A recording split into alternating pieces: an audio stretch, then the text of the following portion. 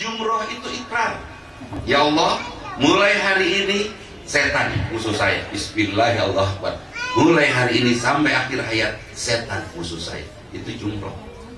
Tawaf itu ikrar. Ya Allah, semua yang saya lakukan di muka bumi, di sepanjang saya berputar di muka bumi, dari rumah keluar pulang lagi ke rumah, semuanya akan saya niatkan untuk ibadah kepadamu. Itu tawaf, ikrar.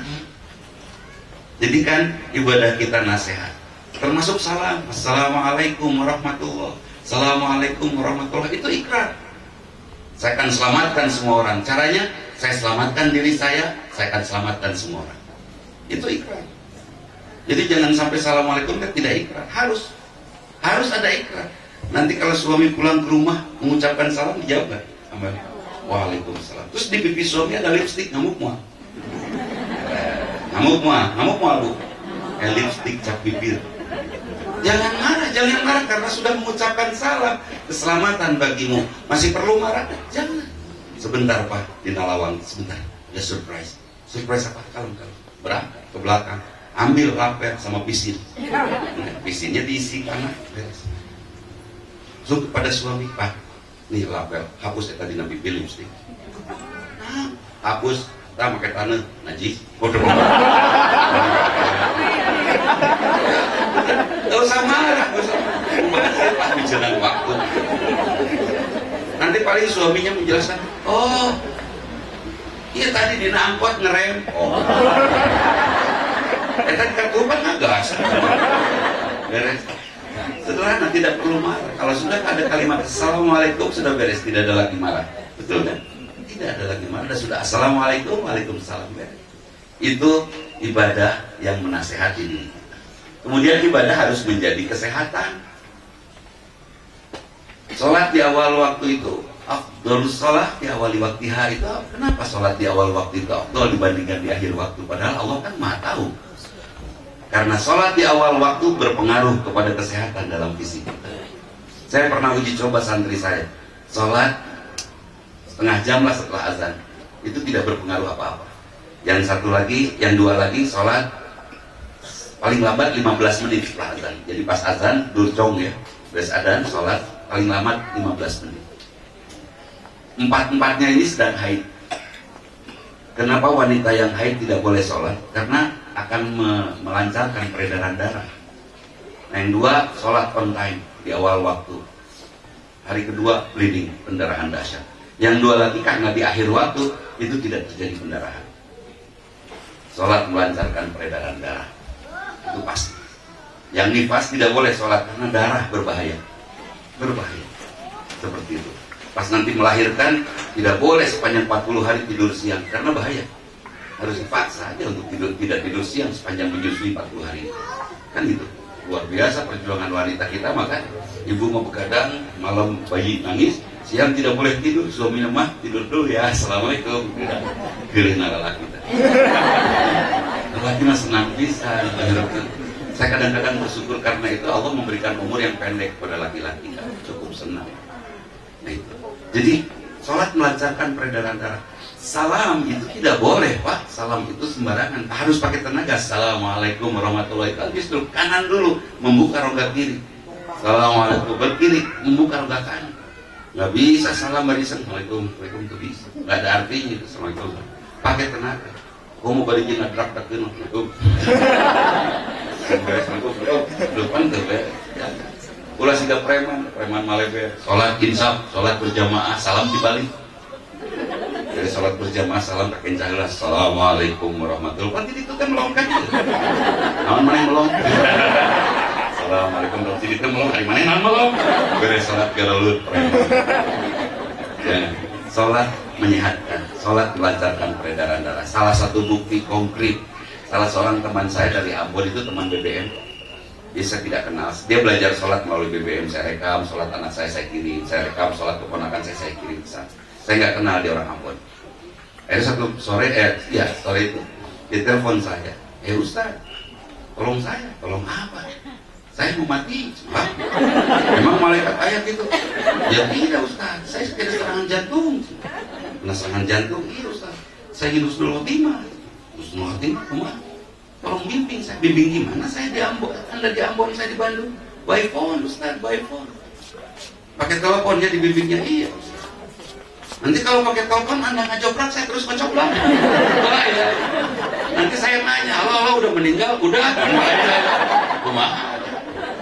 Terus bagaimana Ustaz? Saya ingin mati husnul khotimah. Saya tidak mau masuk neraka Ustaz. Ya sudah, sholat mutlak 2 rakaat. Sholat mutlak 2 rakaat kapanpun boleh.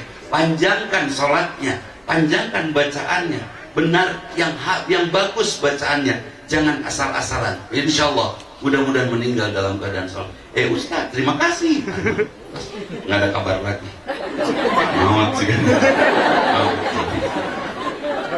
Tapi saya sepanjang itu berpikir, mundi imaman sholat orang Ambon gitu sih katanya. Mata ulah di Ambon kan, ulah di Jawa kan, ulah di Sunda kan, bisa salah. Bismillahirrahmanirrahim. Alhamdulillahirrahmanirrahim. Waladolin, amin. Ulah keslah. Terus saya no biasa tong di Jawa, tong di Sunda kan, tong di non-non. Terus saya no biasa. Orang Ambon sholat kumaha-nya, imaman waladolin, amin. Setelah 2 jam, dia telepon lagi, ternyata benar. Saya pikir kabar kematian, ternyata dia yang telepon. Setelah 2 jam, Ustaz, saya sudah sembuh. Benar ya mau? Iya Ustaz, setelah rakaat kedua, lapang, jantung saya tidak sakit lagi. Saya tidak sesak lagi, kesemutan saya hilang. Jadi sembuh Ustaz. Sholat yang benar, maka itu akan menyehatkan. Huruf Arab itu huruf paling olahraga, Bu. Huruf Latin menyerahnya. Biasanya kiai kan gitu. Huruf Sunda calana. Mana cara kada tasawalan akila ka abah ka babaw. Huruf Arab komplit, alif ba ta ta jim ha kha dal dal ra za sin shin. Komplit. Itu menyehatkan. Makanya orang Arab bagian karena domba tapi teu setruk. Huruf Arab. Gunaan orang Sunda karena domba seetik setruk huruf nyerengnya. Karena itu bacalah Quran dengan baik ya. Jadikan rumah kalian berdua rumah Quran, insya Allah. Jadi sholat ibadah itu menyehatkan, saum menyehatkan. Makin banyak penyakit pada diri kita, tanya deh sama dokter. Makin banyak penyakit, makin bau aroma mulut kita. Jadi kalau sedikit penyakitnya pada saat saum tidak terlalu bau. Lihat aja anak kecil tidak terlalu bau karena masih sehat ya. Aki-aki mulut, kering bumbu, kenapa gitu. Atau mungkin pemuda yang banyak penyakitnya itu mulut. Jadi itu kesehatan. Saum itu menyehatkan. Sedekah menyehatkan, Bu. Sedekah menyehatkan. Ngasih uang menyehatkan. Ya. Sedekah. Musibah yang paling besar itu bukan gunung meletus. Musibah yang paling besar bukan banjir, tsunami, kebakaran, tabrakan. Itu bukan musibah. Itu musibah yang memberikan pelajaran, kritik dari Allah.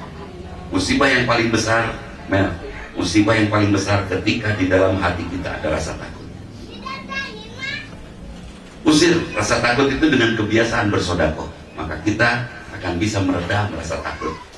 Awal semua penyakit dimulai dari takut. Awal penyakit itu dimulai dari buang jauh-jauh rasa takut, biasakan sedekah. Ibu pergi ke pasar bawa uang 20 juta pencering, wah 2 karung kan. Takut hilang nggak? Takut, wah dijagaan. Kalau sudah biasa sedekah, insya Allah tidak akan takut lagi. Nah, biasakan bersedekah untuk tidak takut. Betul Bu? Sepakat dengan apa yang saya sampaikan? Alhamdulillah. Ibu takut kehilangan suami? Sedekah. Betul ya? Masih, tapi tetap Bapak juga harus mikir, meskipun disedekahkan, namun panjang umur. Mending hiji Pak ini. Itu ibadah. Jadi bagaimana caranya supaya kita beriman? Wa'bud rabbaka hatta ya'tiyakal yakin. Ibadahlah pada Allah sampai datang kepada kita keyakinan. Ibadah yang menasihati kita akan membuat kita kagum terhadap ibadah itu. Ibadah yang menyehatkan dan terasa menyehatkan itu akan membuat kita kagum terhadap perintah ibadah itu. Akhirnya kita akan beriman kepada Allah. Kita ibadah. Nah kemudian setelah ibadah supaya tenang gimana? Kan itu ya. Ibadah kan kudu puku, harus tenang. Jadi supaya tenang ibadah gimana? Baru rumah tangga kita harus menjadi wadah ibadah yang menenteramkan. Warna rumah tangga kita harus menenteramkan. Bagaimana bisa tahajud kalau istri sebelum tidur ngawak, suami THC sare pusing, terus kira-kira tidur terlarut malam, setelah itu bangun mau tahajud. Tapi kalau istri menenteramkan, insya Allah tahajud tenang. Tahajud tidak perlu berjamaah, ya, masing-masing aja. Kamu ayah suami istri tahajud berjamaah, mesra bisa kakara damai. Bismillahirrahmanirrahim, alhamdulillah waladhdallin, cek caroge teh istrina. Amin, amin, amin, kakara damai. Suami bilang, assalamualaikum warahmatullah. Istri nanti genit, waalaikumsalam, kasep. Alah, sholat lain ngobrol. Jadi warnai rumah tangga, jadikan rumah tangga kita itu warna yang membuat ibadah kita tentram. Jangan membuat rumah tangga kita sehingga ibadah kita akan susah. Susah nggak sih kita saum kalau pas ya terus? Susah nggak bersodakoh kalau suami pedih? Susah tidak bersodakoh kalau istri kan jamotro, Allah berbobogohan, disenyum, suami harus paham. Farhan harus paham kalau dulu dia senyum terus itu promosi. Dan asli nama begitu tuh, sama semua juga ya. Lebih sopu, lebih mudah mana senyum di rumah kepada suami atau ke tukang sayur, cik. Datang makan dekat tukang sayur, si mamre, bilang kayak kuyup, menimakan, nawaran juga. Bu, item kuyup teh mahal, bu gunting, namun guntingan murah bu. Mending Allah nak kayak gratis, beri senyum-senyum ke suami mah hese senyum. Malah ada kadang-kadang nyutek, mah kenapa? Enggak. Mas senyum, emang kayak seri.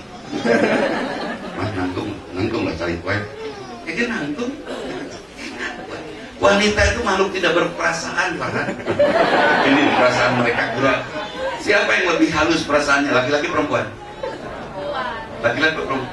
Laki-laki halus. Percaya. Laki-laki itu perasaannya lembut.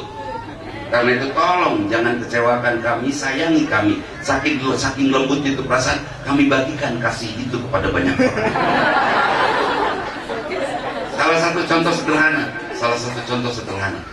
Bu, ketika bapak menyuapi anak kecil nih, ya, ngahuapan, terus kata anak papa, pedes pak.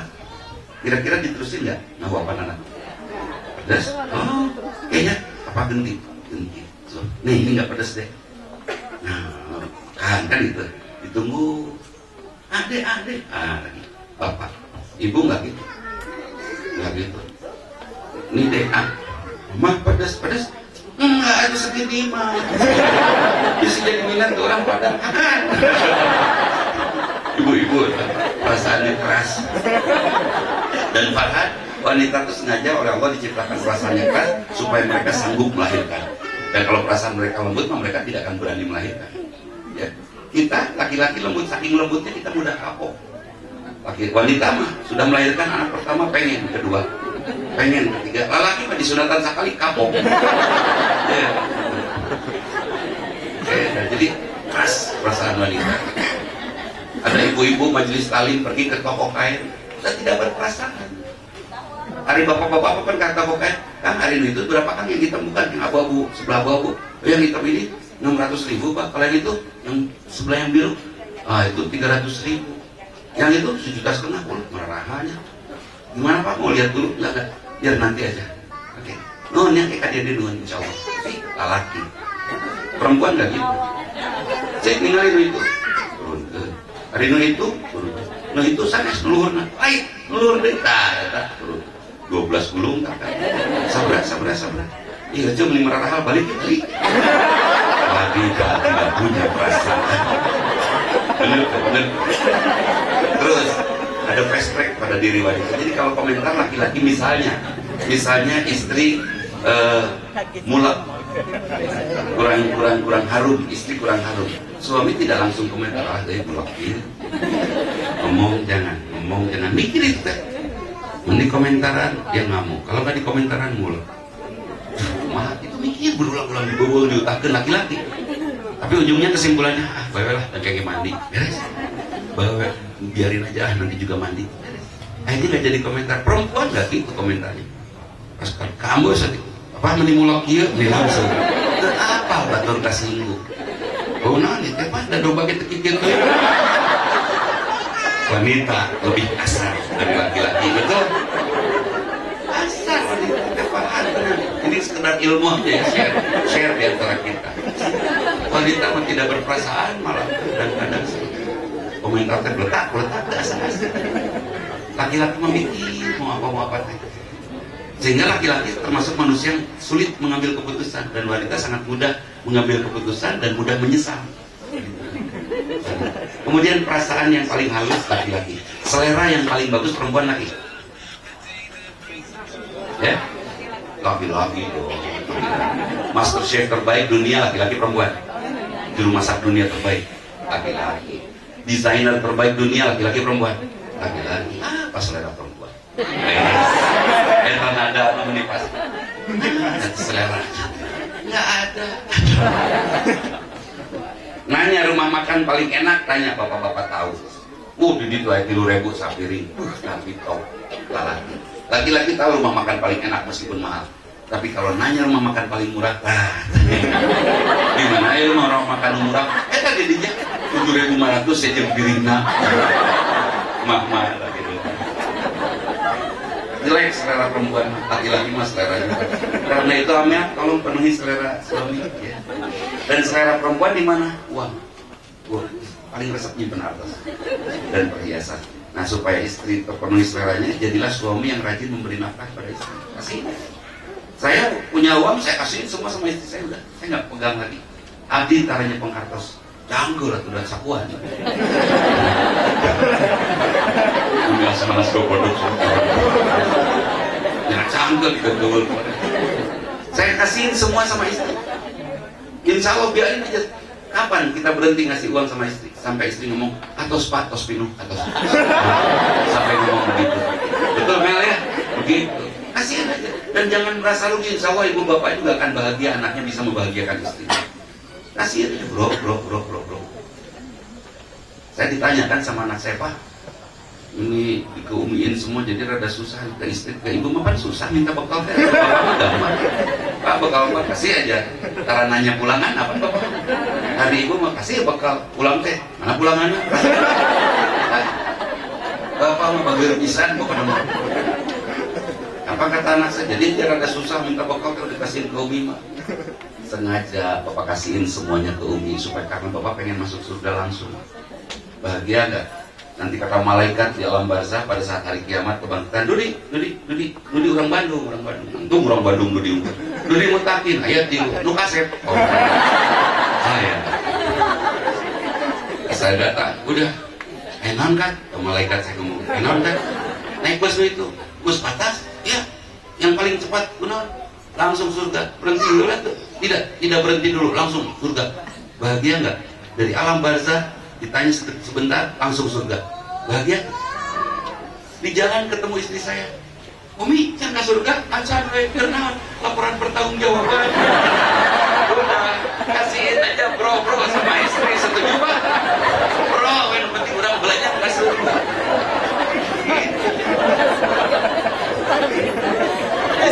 Setelah hidup ya, oke. Jangan jadi laki-laki mah jangan pelit supaya Allah memberikan rezeki yang besar. Bro aja. Jadi sengaja saya kasih semua ini sarana. Warna rumah tangga kita supaya nyaman ibadahnya, apa yang harus dilakukan? Warnai rumah tangga kita dengan sakinah, mawaddah, rahmah. Sakinah itu apa? Istri, ibu, wanita. Sakinah, lintas kunu ilaiha, agar engkau laki-laki sakinah kepada mereka. Sakinah itu apa? Ini rumah, bahasa Arabnya maskana. Rumah bahasa Arabnya maskana. Menurut saya, sakinah itu tempat pulang, pamajikan, tempat maji. Itu bahasa Cirebon pamajikan, tempat maji, pamajikan. Jadilah istri yang menjadi tempat pulang suami dan anak-anak. Saya yakin tidak akan ada kenakalan remaja di jalan kalau ibu menjadi sosok yang enakan dijadikan tempat pulang. Kenapa banyak anak malas pulang ke rumahnya? Karena bete ku mama. Naon bete teh? Bete beungeut ditaheun. Teu kau nolol ade kacamata mama hidupin TV ambilin koran kita lampu paduman tinggalin loteng ditaruh tutup cai coba gas tinggalin tetangga besar biar kemana-mana gara-gara si emak tak bete anak berhenti tangga. Jadilah ibu yang menenteramkan hati anak sehingga anak betah pulang. Itu kan? Betah pulang karena ibunya menyenangkan. Suami betah pulang karena rindu kepada istrinya. Jangan sampai suami malas pulang karena malas ketemu istri. Jangan sampai suami pulang karena sian ke istri. Awas, balik telat. Wanita ada ya. Ada yang suami pulang sian ke istri, ya kan? Pulanglah karena rindu. Dan berbahagia kalau jadwal pulang suami itu para rubuh. Kadang-kadang maghrib, kadang-kadang isya, kadang-kadang tengah malam, kadang-kadang sebelum subuh. Harus gembira. Karena dengan suami pulang ke para rubuh begitu, bangsat tidak bisa memprediksi rumah. Dia pulangnya jam sabaraha sih bapak. Orang ngarampok di mana kan buku aja balik di sana kan gitu. Kadang-kadang penting, kadang-kadang subuh, kadang-kadang sore, kadang-kadang keilir. Jadi berbahagia kalau suami para rubuh pulang ya. Tenang. Pokoknya ya untungnya wel. Sakinah. Jadilah istri yang membuat suami betah pulang. Jadilah ibu yang membuat anak rindu pulang. Nggak akan ada kenakalan remaja di jalan. Tidak akan ada kalau anak-anak rindu kepada ibunya. Gitu ya. Siap. Jadi ibu yang hebat dong. Itu sakinah. Ibu yang hebat seperti apa? Cantik. Cantiknya di mana? Cantik di ruang tamu. Jadilah ibu yang pintar ngobrol sama suami. Kalau suami seneng bola, ngobrol bola. Suami seneng balap mobil, ngobrol balap mobil. Insya Allah betah. Tidak ada teman ngobrol suami yang paling asik kecuali istri di rumah. Nah, ente ngantor ya lembur enggak ya? Pulang. Kebosan gak istri? Istri saya kan teman ngobrol. Tau lah, asik ngobrol itu. Mun ngobrol bu, ekspresi kalau bisa. Saya ulang ngobrol ke Lampang, ibu bapak ngobrol, ibu satu-satu. Mah, terang tuh mah, si ibu balik jalan-jalan. Emang kenapa gitu? Bari terus saya sapu, mama kedengar, aku bingung masih. Terus saya sapu balik-balik deh, dia ngobrol non pahala. Keberes bisa. Kalau perlu ngobrol teh ekspresi bu. Oh ya, bapak, masa? Aduh, bapak, ekspresi. Bahagia nggak sih suami kalau istrinya ngobrol ekspresif gitu? Panjang umur insya Allah. Papa, jadi papa pakai lens tuh, masya Allah.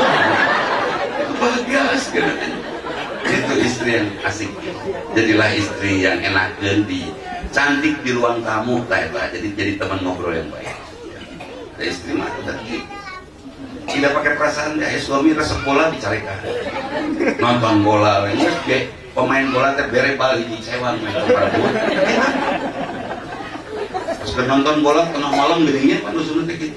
Istri mah tanpa perasaan, taruhan istri teh cekrek. Lah poe eta suami rek ngarowok gol. Rek gol gitu di pademan bobo. Itu masih mending eta preman malebet. Beri ngaliwat, suami lagi nonton bola di dedungkeun. Sare putih. Aku dicatrok mau.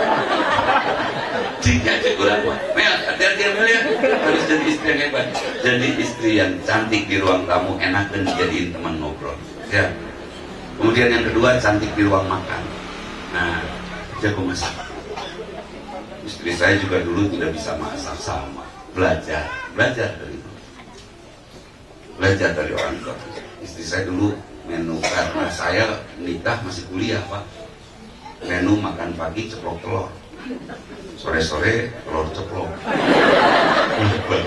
Anggar endoken sekarang ya akibatnya kolesterol. Aduh, gara-gara ngendok. Itu masya Allah satu saat istri saya hangus, gosong bikin nyeplok endoknya tutup. Laki-laki tidak boleh meledek masakan istri. Apapun rasanya jangan pernah diledek. Sanjung, kira-kira nggak enak, cepat habisin. Kalau kira-kira sangat nggak enak, usulkan untuk disodakokan. Wah, ini makanan kayaknya bagus buat orang-orang. Sekarang lupa gue dana. Jadi waktu itu Nok tutung itu. Dan saya tidak membahas, saya tidak protes ya, tapi saya komentar, ini kerupuk telur dan rakasnya. Istri saya, iya apa? Terus dimakan ikan pahit, ini rasa kopi. Dan enak atau ninggalin, saya cepat habisin. Sehat buktinya, ya kan? Nggak ada masalah kan? Nggak ada masalah hidup. Saya habisin cepat. Itu sore-sore saya disuguhan ndog tutung, masya Allah. Besoknya pagi-pagi sama istri saya bikin lagi ceplok ndog tutung deh. Saya tanya, Umi, masalah nanti di lakatel atau di kompor? Enggak apa, ini mah sengaja aja bikin. Sengaja bikin hangus gini, iya. Atau udah ningali bapak kemarin meniponyo. Salah tafsir, Pak. Salah tafsir, sampai meniponyo. Dan itu tidak saya ceritakan. Saya baru ceritakan masalah ndog tutungku 11 tahun kemudian. Itu jadi cerita yang indah sekali. Coba mendongengkan hari tapi dulu tuh. Tidak selalu harus langsung diceritakan. Jadi jago masak ya. Amel insya Allah belajarlah. Oh nanti ada rawon Cirebon, apa? Gentong, empal gentong. Ya boleh dilolong ke gentong. Pokoknya nama jago masak. Itu harus sampai nanti suami tidak lagi memilih masakan di tempat lain karena masakan istrinya sudah cukup. Harus curiga kalau suami sering ngajak makan di luar. Bener tuh? Harus curiga. Kecuali makannya boleh nggak tiap hari makan di luar? Boleh. Kalau nggak ada tempat makan di dalam rumah, makan di luar di sini. Tempat kontrak. Tapi kalau memang rajin masaknya enak, saya yakin penuhi selera suami. Tadi kan memenuhi selera istri, kasih kuat. Nah perlu penuhi selera suami, makan di mana? Suami mau cari makan. Jangan banyak makan di rumah makan. Kenapa jangan banyak makan di rumah makan? Enggak didoakan masak. Rumah makan masak paling ada mana? Sing payu itu. Hari di rumah mah mudah-mudahan ini jadi suami yang soleh, anak yang soleh-soleha kan gitu. Kalau masak di rumah ada doa. Kalau rumah makan sing payu. Kalau Farhan rajin makan di rumah makan terus doa sing payu, terus Farhan payu salah ke. Jadi doakan ke rumah makan. Ya. Jadi jangan salahkan laki-laki, itu masalah rumah makan. Seperti itu. Jadi jangan banyak makan di luar, caranya jadilah istri yang jago masak. Kemudian yang ketiga, istri yang cantik di tempat istirahat. Tidur sing lucu. Ya. Bukan bodor, lucu. Bedanya tidur sing bodor atau tidur bodor. Sampai suatu saat tahun ke-30 kan, saya pulang ke rumah tengah malam. Saya bawa kunci sendiri, buka, masuk, saya kunci. Saya masuk ke kamar, saya lihat istri saya sleeping beauty. Pan ayah nu tidur siga beluang putung. Sleeping beauty, indah. Saya kata, sampai akhirnya saya bicara dalam hati saya tanpa sadar, saking indahnya. Only you, Umi. Saya berani bicara gitu dan tibra mana? Only you, Umi. Semaling, thank you, Pak. Sudah bertibra dengan Buddha. Lari sedap. Kenapa? Karena ada sesuatu yang indah, tidur yang indah. Boleh punya daster 30 boleh. Boleh punya parfum 35 macam boleh. Tanggal 1 pink, tanggal 2 toska, tanggal 3 abu, tanggal 4 hitam, tanggal 5 loreng, tanggal 6 kotak, tanggal 7 garis-garis beda-beda setiap hari. Aromanya beda-beda setiap hari. Saya yakin suami pun akan merasa baru terus suasananya. Mulai manggar, mentang-mentang penggemar wayang, batik gambar cekot. Bayang tuh istri pakai daster gambar cekot tidur berhadapan-hadapan. Rejeng cekot. Didegungkan ya, sasa rejeng cekot. Sing sengit, sing pantas. Ada eta ibu-ibu kan pakai training tulisannya Persib. Siga nama ada orang Maleber. Jadi kayak tulisan Viking. Tidur. Suami kan bangga melihat istrinya pakai training atletis gitu ya, gagah. Ih, mama gagah. Merenang walau nanti takut mengganggu pas ngagoleh bau balsam. Atuh cengkat suami tapi nolak sampai banyak kiper asup angin. Ya kiper asup angin, kiper Persib. Jadi sengit, cantik ya, tidur yang indah. Kalau tidur jangan ngobrol, kalau makan jangan ngobrol. Udah makan makan aja habisin. Jangan ngobrol pada saat makan. Maksudnya ternyata dari hasil survei saya banyak sekali orang yang bertengkar saat makan. Kunaon teh hayang teh setik mahal ya. Wah enggak sudah. Pas mengambil kepoket yang sore. Dia Pak, dia. Jangan ngobrol pada saat makan, belok, beres. Pada saat tidur, rup aja udah. Jangan ngobrol. Kalau perlu tidur, yang ngobrol yang asik-asik saja dan itu yang tidak menyinggung kata rucingan misalnya. Beri Pak tolong, mah, apa udah hulu cacing belah mana? Istri nanti kreatifnya, Amel teh kreatifnya. Kalau pengen tahu kepala cacing, apa gampang. Aku kelek-kelek, temen salangnya pasti hulunya. Itu suasana indah di dasar. Oke, cantik di ruang makan, di ruang tamu, bagus ngobrol di ruang makan, bagus masak dan di ruang istirahat. Dan satu hal, Amel harus sayang kepada kedua orang tuanya Farhan dan Farhan harus berbagi kasih lah di situ ya. Saya sayang kepada orang tua istri saya dan istri saya sangat sayang kepada orang tua saya. Seperti itu damai. Jadi kalau nanti Farhan ngasih rizki kepada orang tuanya, Amel jangan protes ke orang tua Amel. Nanti Amel juga ngasih rizki ke orang tua Farhan, jangan protes misalnya tiba-tiba ngirim bakak kontak. Saya bantu menangkarakan kontakan seperti itu. Jadi ada kondisi-kondisi yang memang harus kita bangun. Itu istri. Hari suami seperti apa ya? Suami yang hebat seperti apa? Pengen tahu suami yang hebat? Ikuti 4 sifat Rasul. Siddiq, selalu mendukung kebenaran. Boleh nggak suami bohong? Boleh. Tapi satu, jangan berbuat salah, itu aja. Kalau sudah salah, mau bohong pasti di rumah tangga ya, bukan dalam konteks sosial bukan. Dalam rumah tangga selalu berbuat benar sehingga kita tidak perlu berdusta. Yang pertama siddiq. Yang kedua amanah. Amel amanah bukan? Dari Allah. Jadi suatu saat Farhan mengecewakan dia, mengecewakan Amel pada dasarnya atau mengecewakan Allah?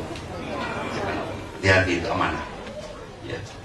Jangan sakiti istri bukan karena kita sayang sama istri, tapi karena kita takut oleh berkah. Kemudian yang ketiga, siddiq, amanah, fatonah, cerdas. Jadilah suami yang selalu menjadi solusi. Suami jagoan, suami pintar, suami cerdas, selalu menjawab pertanyaan-pertanyaan dan masalah-masalah yang hadir. Jangan jadi suami cilepur. Gitu. Kemudian yang keempat, siddiq, amanah, fatonah, tabligh. Selalu menjadi suami yang mampu membahasakan masalah yang paling rumit sekalipun dengan bahasa yang paling sederhana. Itu laki-laki. Seksi itu laki-laki kayak gitu. Suatu saat ada istri pakai mobil, Assalamualaikum. Mama di mana? Papa aku mogok di mana ini? Cicadas sana. Ini lagi jalan-jalan mogok. Terus gimana tuh Pak? Turun sayang. Terus buka kap mesinnya turun. Terus potret rekam. Kirim ke Papa videonya. Kirim. Dilihat, oh jelas itu berhenti. Oh, dibilang gitu. Saya hanya berbisik kalimat pendek Pak dan itu berhenti, tidak terjadi lagi. Tapi kairaha Cilegon tegelis. Oh, kejadian ini alhamdulillah. Tidak perlu marah, ya kan? Tidak perlu marah. Tidak ada sejarah yang menyatakan bahwa marah bisa menyelesaikan masalah tadi.